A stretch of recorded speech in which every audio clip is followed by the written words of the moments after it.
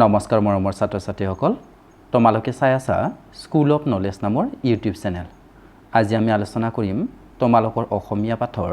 কালিকা লগা পাট কাপোৰ নামৰ পাঠৰ সকলোবোৰ প্ৰশ্ন উত্তৰ আশা কৰোঁ এই ভিডিঅ'তে তোমালোকক নিশ্চিতভাৱে সহায় কৰিব হেহে যদিহে তোমালোকৰ ভিডিঅ'টো ভাল লাগে তেন্তে ভিডিঅ'টো লাইক কৰিবা যদি তোমালোকে কিবা বস্তু বুজি নোপোৱা তেন্তে কমেন্ট বক্সত দিবা আৰু তোমালোকৰ বন্ধু বান্ধৱীসকলৰ সৈতেও ভিডিঅ'টো শ্বেয়াৰ কৰিবা এতিয়া আহা আজিৰ হিতান্ত আমি আৰম্ভ কৰোঁ ইয়াতে কোৱেশ্চন নম্বৰ 1 তোমালোকক দিছে পাঠ্য শুদ্ধ উচ্চাৰণ আৰু জ্যোতি বিৰাম চিহ্নসমূহৰ প্ৰতি লক্ষ্য ৰাখি কেইবাবাৰো পঢ়া আৰু সাধুত নিজৰ কথাৰে কোৱা এই পাঠ্য তোমালোকে পঢ়িবৰ কাৰণে চেষ্টা কৰিবা তাৰ পিছত কোৱেশ্চন নম্বৰ 2 তোমালোকক উত্তৰ লিখিবলৈ দিছে আৰু ইয়াৰে ক নম্বৰত দিয়া আছে সহকী মানুহজন কোন দেশৰ আছিল উত্তৰ হ'ব সহকী মানুহজন আছিক দেশৰ আছিল কোৱেশ্চন নম্বৰ খ সহকী মানুহজনৰ ছোৱালীজনীৰ কাৰ লগত বিয়া হৈছিল উত্তৰ হ'ব সহকী মানুহজনৰ ছোৱালীজনীৰ দেখনিয়াৰ ডেকাৰ লগত বিয়া হৈছিল কোৱেশ্চন নম্বৰ গ ছোৱালীজনীক আন সম্পত্তিৰ লগতে আৰু কি দিয়া হৈছিল উত্তৰ হ'ব ছোৱালীজনীক আন সম্পত্তিৰ লগতে এখন কালিকা লগা বন কৰা পাটৰ কাপোৰ দিয়া হৈছিল কোৱেশ্চন নম্বৰ খ কালিকা লগা কাপোৰখন দিওতে দেউতাকে কি কৈছিল উত্তৰ হ'ব কালিকা লগা কাপোৰখন দিওতে দেউতাকে এটা মন্ত্ৰ উচ্চাৰণ নকৰাকৈ কাপোৰখনত কোনোবাই হাত দিলে চকুৰ প্ৰচাৰতে হি চৰাইলৈ ৰূপান্তৰিত হ'ব আৰু কাপোৰখন চৰাইৰ নেজ আৰু পাখি হৈ পৰিব বুলি কৈছিল কোৱেশ্চন নম্বৰ আছিক সম্প্ৰদায়ত সম্পত্তিৰ উত্তৰাধিকাৰী কোন উত্তৰ হ'ব আছিক সম্প্ৰদায়ত পিতৃ মাতৃৰ সম্পত্তিৰ অধিকাৰী ছোৱালী হয় কোৱেশ্চন নম্বৰ প্ৰথম ছোৱালীজনীয়ে কাপোৰখন ৰ'দত মেলি দি কলৈ গৈছিল উত্তৰ হ'ব ছোৱালীজনীয়ে কাপোৰখন ৰ'দত মেলি দি মাছ মাৰিবলৈ গৈছিল দ্বিতীয় কাপোৰখন চুই দিয়াৰ লগে লগে গিৰিয়েকজন কিহলৈ ৰূপান্তৰিত হ'ল উত্তৰ হ'ব কাপোৰখন চুই দিয়াৰ লগে লগে গিৰিয়েকজন এটা ডাঙৰ আৰু নানা বৰণীয়া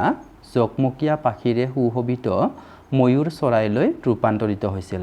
ইয়াৰ পিছত কোৱেশ্চন নম্বৰ 3 তোমালোকক চমু উত্তৰ লিখিবলৈ দিছে আৰু ইয়াৰে ক নম্বৰত দিয়া আছে বাপেকে ছোৱালীজনীক দিয়া বন কৰা পাট কাপোৰখনৰ বিশেষত্ব কি আছিল উত্তৰ হ'ব বাপেকে ছোৱালীজনীক দিয়া বন কৰা পাটৰ কাপোৰখন কালিকা লগা আছিল এটা মন্ত্ৰ উচ্চাৰণ নকৰাকৈ কাপোৰখনত কোনোবাই হাত দিলে চকুৰ প্ৰচাৰতে হি চৰাইলৈ ৰূপান্তৰিত হ'ব আৰু কাপোৰখন চৰাইৰ পাখি আৰু নেজ হৈ পৰিব এয়াই আছিল বিশেষত্ব কোৱেশ্চন নম্বৰ খ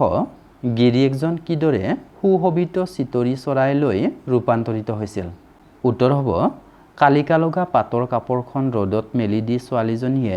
গিৰিয়েকক কোনো কাৰণতে কাপোৰখন নুচুবলৈ কৈ মাছ মাৰিবলৈ গৈছিল এনেতে ধাৰাসাৰ বৰষুণ অহাত ঘৈণীয়েকক চিঞৰি মতাটো নহাত গিৰিয়েকে সামৰি থবলৈ বুলি কাপোৰখনত ধৰোতে তেওঁ সুশোভিত চিতৰি চৰাইলৈ ৰূপান্তৰিত হৈছিল কোৱেশ্চন নম্বৰ গ গিৰিয়েকজনে কাপোৰখন চুই দিয়া দেখি ঘৈণীয়েকে কি কৰিলে আৰু শেষত তাইৰ কি হ'ল উত্তৰ হ'ব গিৰিয়েকজনে কাপোৰখন চুই দিয়া দেখি ঘৈণীয়েকেও মন্ত্ৰহাৰ উচ্চাৰণ কৰিবলৈ পাহৰি কি কৰিলা বুলি চিঞৰ মাৰি কাপোৰখনত হাত দিলে আৰু লগে লগে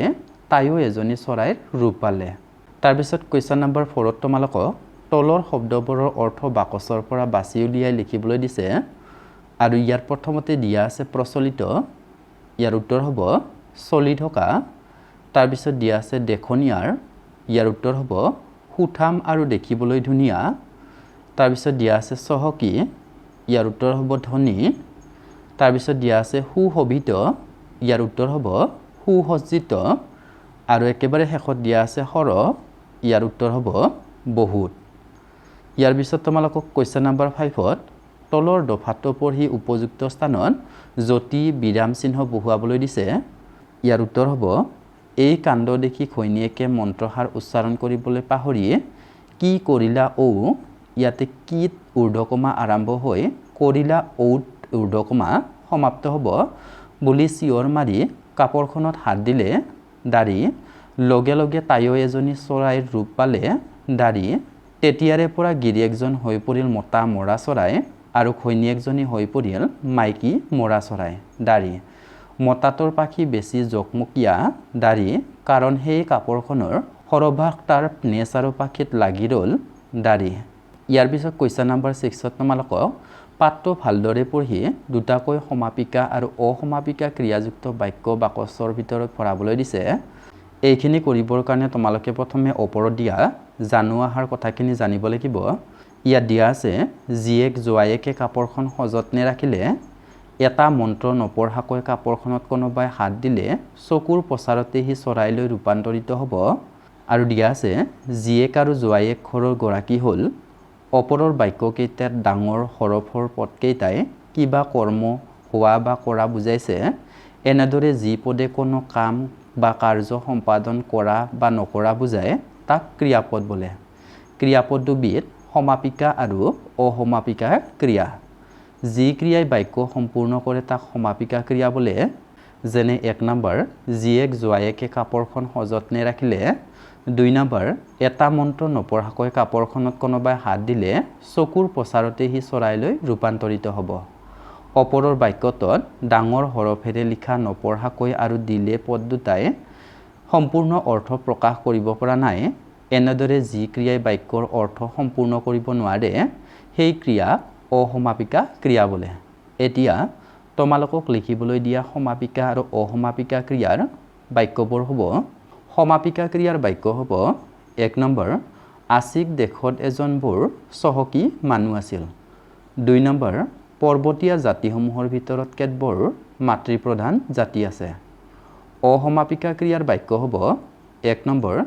কিন্তু তাই আহি পোৱাৰ আগতে শিল বৰষুণ আহিল 2 নম্বৰ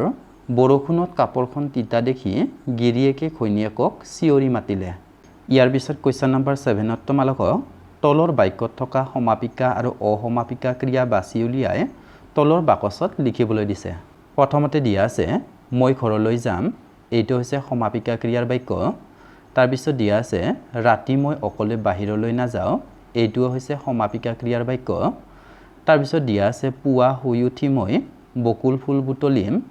এইটো হৈছে অসমাপিকা ক্ৰিয়াৰ বাক্য তাৰ পিছত দিয়া আছে মা দেউতাই সদায় খবৰ কাগজ পঢ়ে এইটো হৈছে সমাপিকা ক্ৰিয়াৰ বাক্য আৰু দিয়া আছে স্কুলৰ পৰা আহি মই কিছু পৰ টিভি চাওঁ এইটো হৈছে অসমাপিকা ক্ৰিয়াৰ বাক্য